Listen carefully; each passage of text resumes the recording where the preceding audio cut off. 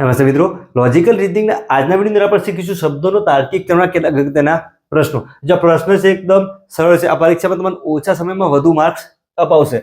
Question છે, નીચે આપેલા શબ્દો, જો આવી રીતે 4 અલગ અલગ શબ્દો આપેલા છે અને ડિક્શનરીના ક્રમ મુજબ ગોઠવવા છે. મતલબ કે જો અહીંયા અંગ્રેજી શબ્દ છે તો અંગ્રેજી ડિક્શનરીના ક્રમ મુજબ ગોઠવવાના છે. તો કયો વિકલ્પ યોગ્ય છે? તો આવી રીતે પણ વિકલ્પ આપી શકે છે.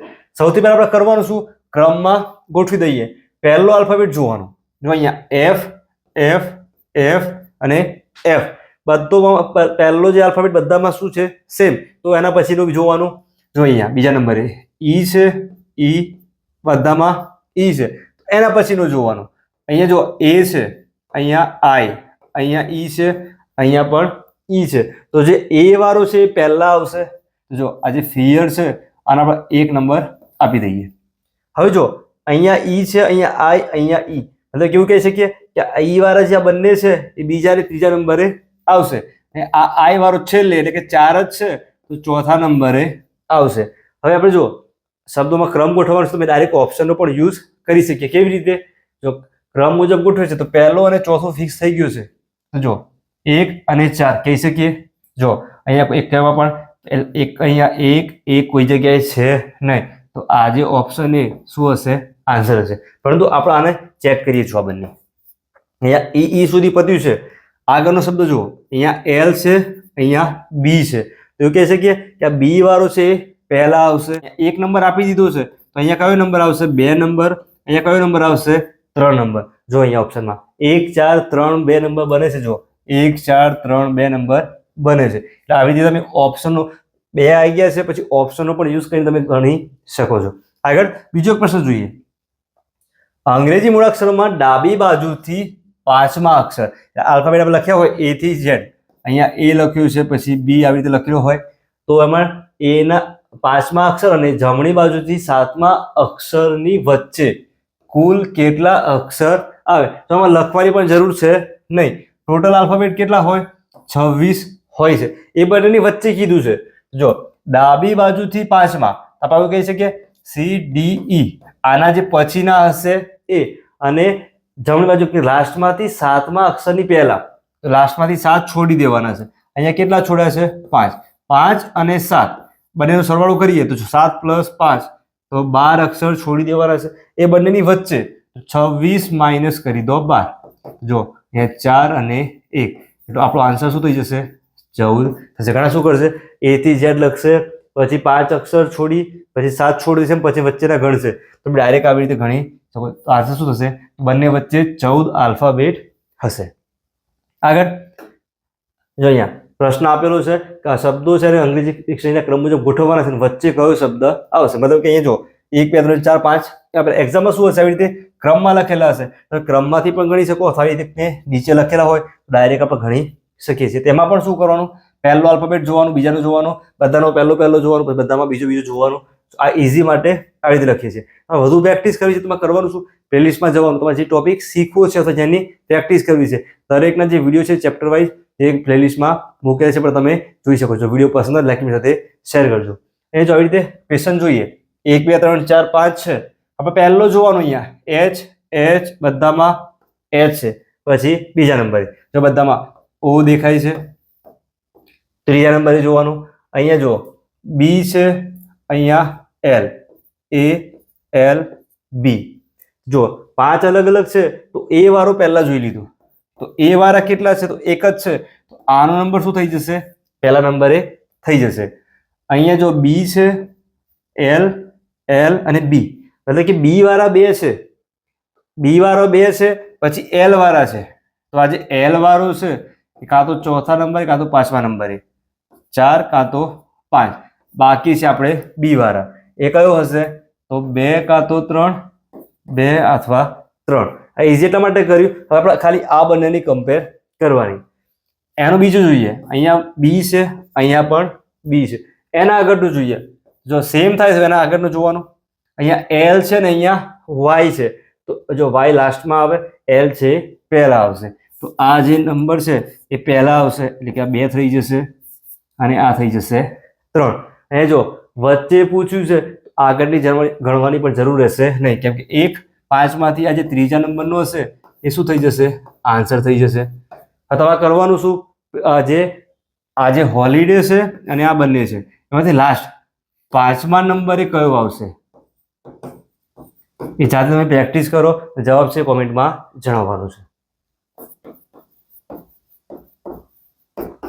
ખ્યાલ આવ્યો છે? તો તમારે બાકી કેટલા છે? 2. એટલે આ 2 નંબરનો છે એ અને આ છે 4 નંબર. એ બંનેમાંથી 5મા નંબર એટલે લાસ્ટમાં કયો છે? પ્રેક્ટિસમાં કરો. જવાબ છે કોમેન્ટમાં જણાવજો. જો લોજિકલ શબ્દના મૂળાક્ષરોને અંગ્રેજી ડિક્શનરીના ક્રમ મુજબ ગોઠવવામાં આવે તો કેટલા મૂળાક્ષરોની જગ્યા બદલાતી નથી? સૌથી પહેલા આપણે જે શબ્દ આપેલો છે એ શું કરવું પડશે? અંગ્રેજી મૂળાક્ષરના ક્રમ મુજબ એટલે કે આલ્ફાબેટ પ્રમાણે ગોઠવવું પડશે. હવે જે શબ્દ છે LO, જો સ્પેલિંગ ખાસ જોવાનું, GICAL.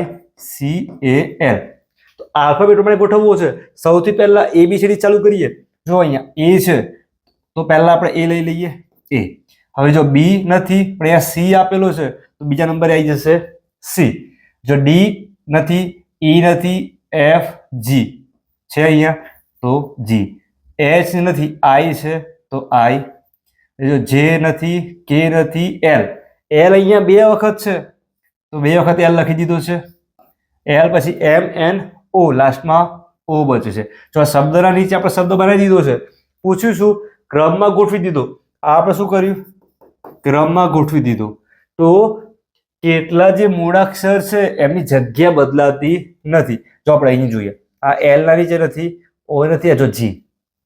જો અલગથી કરીએ આપણે કે G ના નીચે તો G છે, I ના નીચે I, C ના નીચે અહીંયા L, અહીંયા A અને અહીંયા O એટલે અલગ છે. જો આ બંનેની જે જગ્યા છે એ બદલાઈ નથી. તો કેટલાની બદલાઈ? તો 2 લખી શકીએ આપણે કે 2 મૂળાક્ષરો છે એમની જગ્યા બદલાતી નથી. આગળ બીજો એક પ્રશ્ન જોઈએ. જો અહીંયા ક્વેશ્ચનમાં શું આપેલું છે? તો નીચે આપેલા શબ્દો અલગ અલગ 4 શબ્દો આપેલા છે અને અંગ્રેજી ડિક્શનરીના મુજબ ગોઠવવાના છે. તો કયો શબ્દ એ ત્રીજા સ્થાને આવશે? જે આપણે નંબર જોયા હોય, અલગ અલગ નંબર હોય, નાની સંખ્યા શોધવાની, મોટી સંખ્યા શોધવાની. અહીંયા આલ્ફાબેટ પ્રમાણે જે સ્પેલિંગ અથવા નામ આપેલા છે એને ગોઠવવાના છે. આપણે ત્રીજા નંબરે લાવવાનું છે. જો આવી રીતે શબ્દો આપેલા છે. કરવાનું શું? પહેલો આલ્ફાબેટ જોવાનો. જો અહીંયા બધામાં D વાળા છે તો શું થશે? આ કાઉન્ટ થશે નહીં. બધાનો સેમ છે તો બીજા નંબરનો જોવાનો. I, અહીંયા I. તો એક્ઝામમાં છે તો આવી રીતે સિક્વન્સમાં લખેલો છે A, B અથવા પહેલો, બીજો, ત્રીજો, 4 નંબર એવી રીતે. તો આવી રીતે નીચે લખેલો છે તો પણ તમે ડાયરેક્ટ સમજી શકશો. તો ત્રીજા નંબરે અહીંયા C છે, અહીંયા C છે, અહીંયા A, અહીંયા D, અહીંયા C. તો જો અહીંયા C, A, D અને C એવું કહી શકીએ કે આ A વાળો છે એ પહેલા આવશે તો આ જે નંબર કયો થઈ જવાનો? 1 નંબર થવાનો. પછી જુઓ B નથી, C વાળા 2 છે તો જો આ જે D વાળો છે એ કયા નંબરે થઈ જવાનો છે? ચોથા નંબરે થઈ જશે. કેમ? તો આપણે જેમ નંબરમાં શીખેલા છીએ આપણે શું કરીએ? 234 આપેલા છે અને 237 છે. તો ડાયરેક્ટ આપણે નાની સંખ્યા સુધી ઇઝીલી કહી શકીએ. તો આપણે શું કરતા? પહેલા જે સૌથી મોટો અંક અહીંયા શતક છે તો 100 માં અહીંયા જો 2 સેમ છે પછી દશકનો અંક જોઈએ, દશકનો અંક પણ સેમ છે તો એના આગળનો અંક. આવી રીતે એક સ્ટેપ આગળ નંબર જોતા જઈએ છીએ. અહીંયા પણ એ જ કરવાનું. જો અહીંયા હવે આ 2 જોવાના છે તો આ D છે, આ C છે એટલે લાસ્ટ થઈ ગયું. આ બંનેની કમ્પેર કરવાની. તો એના આગળનો જુઓ, અહીંયા T છે, અહીંયા પણ T છે, સેમ છે.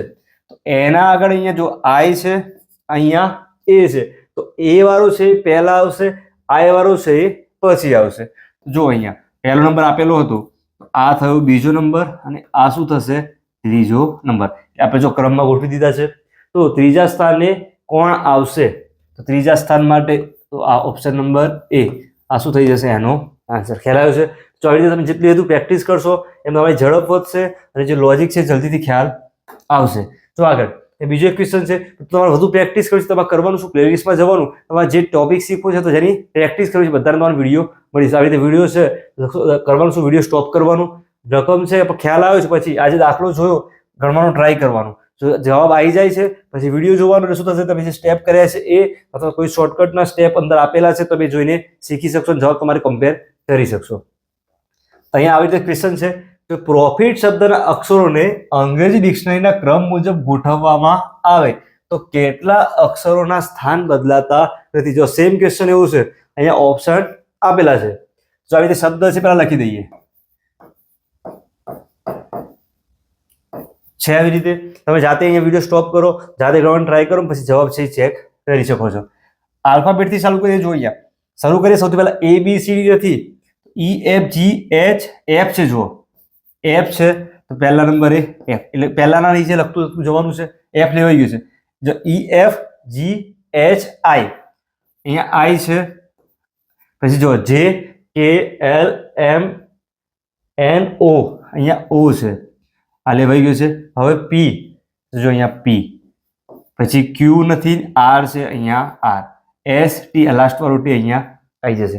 તો જો કેટલાના સ્થાન બદલાયા નથી, તો આજે O જો નીચે દેખાય છે, તો નીચે લખવાથી ફાયદો શું થાય, તો ડાયરેક્ટ સમજી શકશો. છે નીચે તો અહીંયા પણ કેટલા છે, તો 2 ના સ્થાન બદલાતા નથી. તો અહીંયા ઓપ્શન આપેલા છે 0 1 2, તો ઓપ્શન નંબર C આ શું થશે, આનો આન્સર થશે. ખ્યાલ આવે છે? તો તમે જેટલી બધું પ્રેક્ટિસ કરશો એમ આસાનીથી જવાબ આપશો. વિડીયો પસંદ આવે લાઈક સાથે શેર કરજો. ફરીથી મળીશું નવા વિડીયો સાથે. ધન્યવાદ.